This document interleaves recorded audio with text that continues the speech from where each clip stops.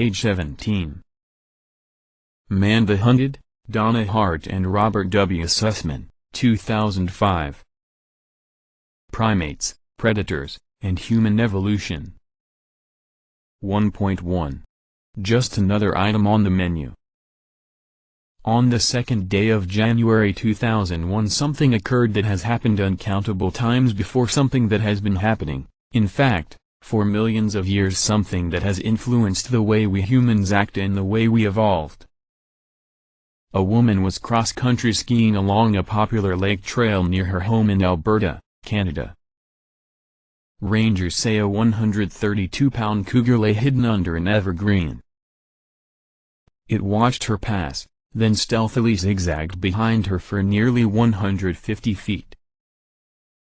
The woman was probably totally unaware of the cat until just moments before it killed her. Man-eater. The word conjures up a latent human nightmare. It shocks us, it scares us badly. It seems to frighten us down to some deep collective subconscious. It's gruesome, macabre, downright ghoulish when a human being is killed by a predator.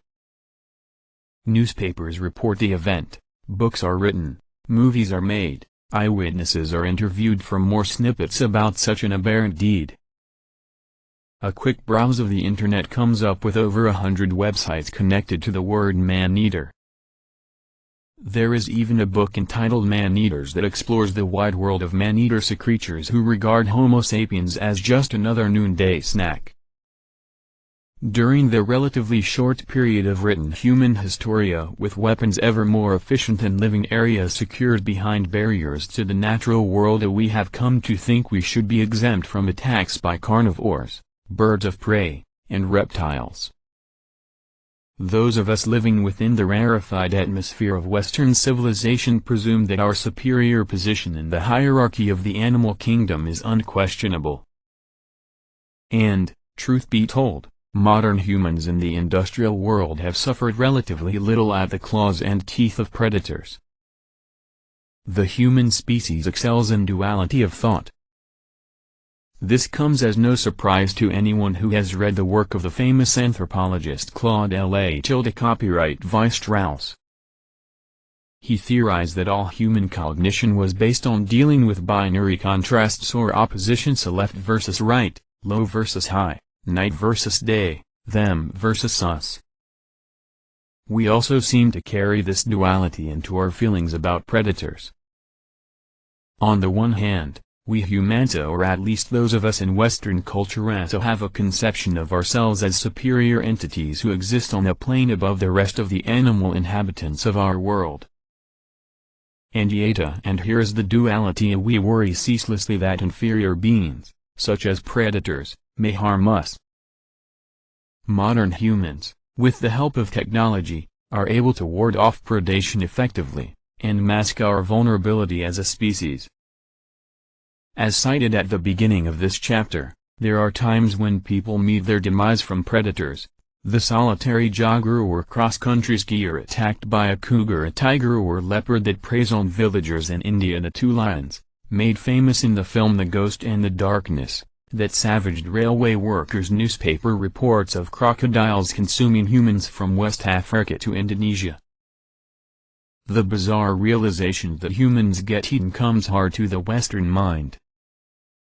However, much current ethnographic evidence points to the fact that large predators are often a major and well-recognized problem in regions of the world where villagers are in near contact with big cats or large reptiles.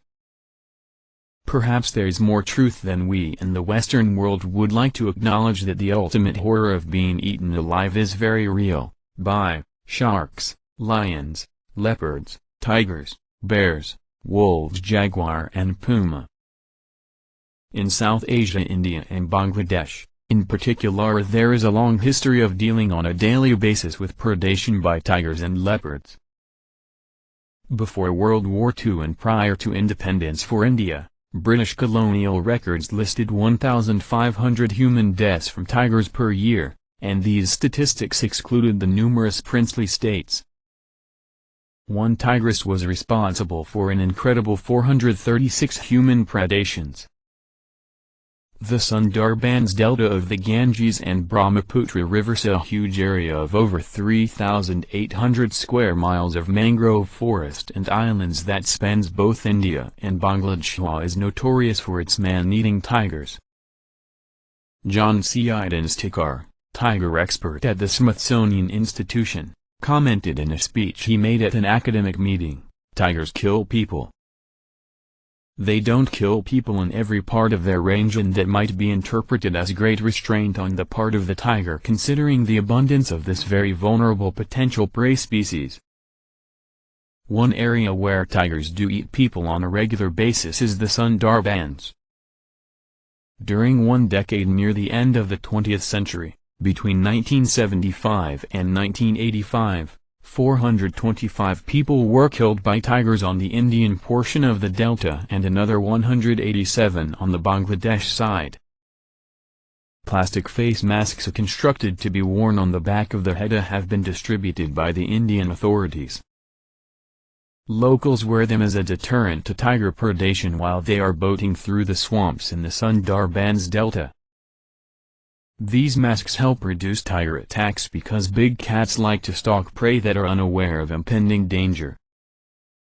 The wide-eyed, staring mask on the back of a human head is interpreted by the tiger as a fully aware prey and, therefore, not a potential meal.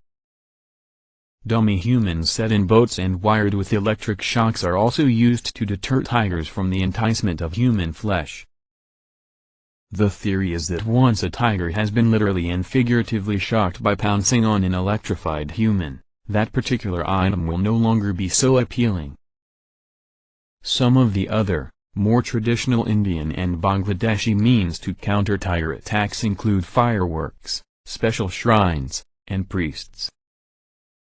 Why specific animals become predators on humans is complex.